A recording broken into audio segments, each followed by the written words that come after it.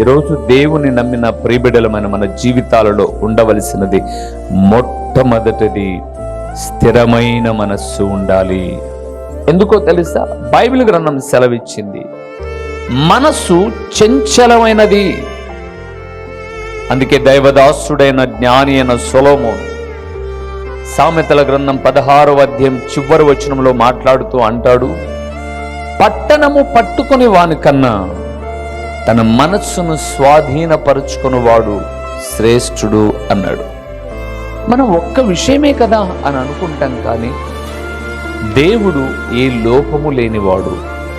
తన ప్రియ కుమారుడైన యేసుక్రీస్తు వారిని ఈ లోకానికి పంపించినప్పుడు, మనిషిగా పంపించినప్పుడు, ఆయన లోకములో జీవిస్తున్నప్పుడు మనిషిగానే ఉంటూ దైవత్వాన్ని కలిగిన పరిశుద్ధుడు, ఏ లోపము లేనివాడు.